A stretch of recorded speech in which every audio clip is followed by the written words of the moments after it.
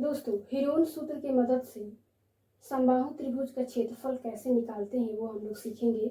तो एक सवाल है, एक समबाहु त्रिभुज का क्षेत्रफल ज्ञात कीजिए जिसकी भुजा की माप 4 सेंटीमीटर है। दोस्तों, सवाल में समबाहु त्रिभुज का क्षेत्रफल निकालना है और उसकी भुजा की माप 4 सेंटीमीटर दिया हुआ है।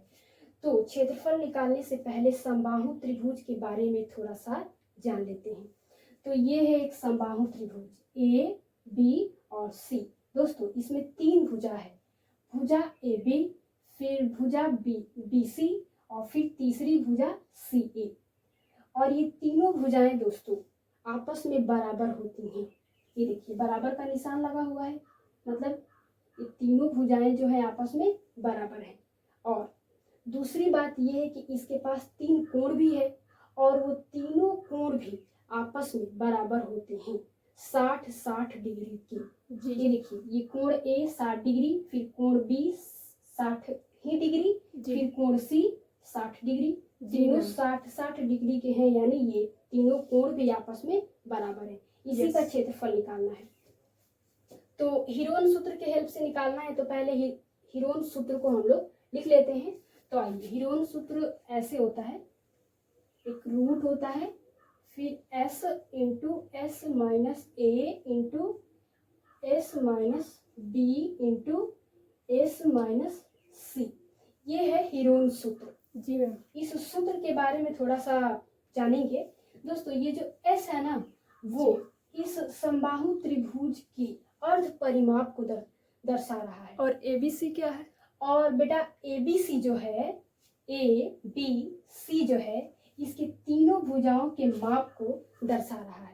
तो इसके तीनों भुजाओं के माप को भी हम लोग दर्शा लेते हैं। तो बेटा अभी हमने क्या बताया कि इस त्रिभुज के तीनों भुजाएं आपस में बराबर होती हैं।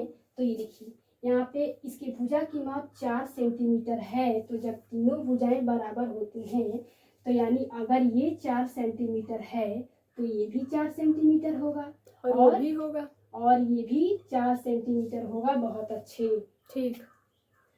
तीनों 4-4 सेंटीमीटर के हमारे हो गए। ठीक। अब इनके सहायता से हम लोग इसका अर्ध परिमाप निकाल सकते हैं।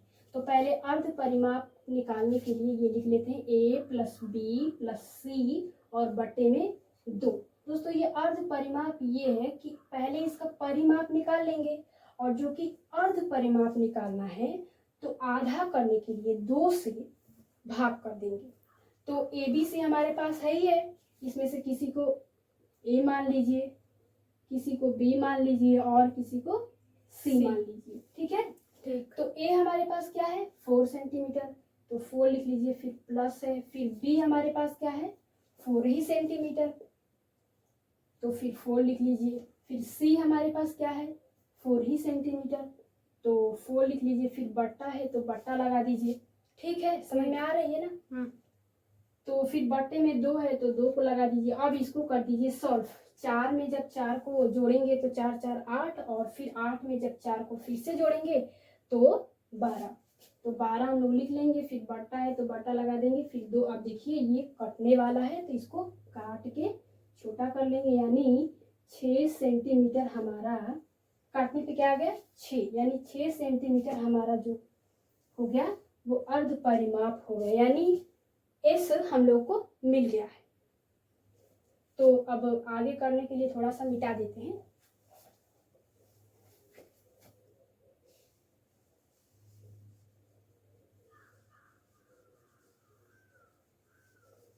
एस बराबर क्या मिला है, 6 सेंटीमीटर। ठीक है, अब हम लोग इस सूत्र का प्रयोग करेंगे। तो इसमें सबसे पहले रूट है तो रूट लगा देते हैं। ठीक है, अब इसके अंदर आते हैं। तो अंदर हम लोग को s चाहिए, तो s हमारे पास है 6, फिर से गुणा है तो गुणा लगा दीजिए, फिर से s चाहिए तो फिर s लिख लेंगे। ठीक है, ठीक। फिर माइनस है तो माइनस लगा देंगे। फिर अब हमको a चाहिए, तो a किसको माना है, इसको, तो यहाँ पे 4 लिख लीजिए, फिर यहाँ पे गुणा है तो गुणा लगा दीजिए, फिर से ब्रैकेट लगा दीजिए। अब फिर से हम लोगों को s चाहिए, ठीक है ना, तो s हमको पता ही है कि 6 है, फिर माइनस है तो माइनस लिख देंगे। फिर हम लोग को अब b चाहिए, ठीक है, तो बी हमारे पास क्या है 4 सेंटीमीटर, तो 4 लिख देंगे और फिर से गुणा लगा देंगे। फिर से एस चाहिए तो फिर से एस रख देंगे, फिर माइनस है तो माइनस लिख देंगे, ठीक है। फिर सी फिर से सी है, सी चाहिए तो 4। हाँ सी चाहिए तो सी हमारे पास 4 सेंटीमीटर है, ऐसे कर देंगे। अब क्या, अब बस हल कर देना है। तो आइए हम लोग हल करते हैं।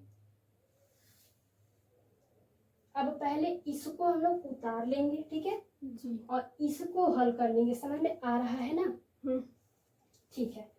तो अब इसको जब हल करेंगे तो 6 में से 4 को माइनस करना है, तो कितना बचेगा बताइए? 2। फिर गुणा है तो गुणा लग जाएगा। फिर अब इसको हल कर देंगे, फिर से 6 में से 4 जाएगा तो कितना बचेगा? 2। तो फिर से 2 लिख देंगे, फिर गुणा है तो गुणा लगा देंगे, ठीक है। फिर से 2 बचेगा, बहुत अच्छे, ऐसे लगा देंगे। अब सॉल्व कर देंगे, गुणा करेंगे तो पहले इस 2 और इस 2 और इस 2 को गुणा कर लेंगे, तो 2 दूना 4 और 4 दूनी 8। तो इसका तो 8 आ गया, फिर गुणा और 6। तो जब इसको हम लोग गुणा करेंगे तो क्या आएगा? 48। 48। बहुत अच्छे बेटा, ऐसे लिख लेंगे। आप देखिए, अब फाइनली में क्या मिल गया? रूट 48, यानी अब निकालना है 48 का वर्गमूल। तो जब 48 का वर्गमूल आप लोग निकालेंगे तो आ जाएगा 4√3। जब निकालेंगे तो यही मिलेगा, तो आ गया 4√3। अब क्षेत्रफल निकालना है तो सेंटीमीटर स्क्वायर लिख देंगे, ठीक है। ठीक है। यानी इस समबाहु त्रिभुज का क्षेत्रफल क्या हो गया? 4√3 सेंटीमीटर स्क्वायर। ठीक है। ठीक।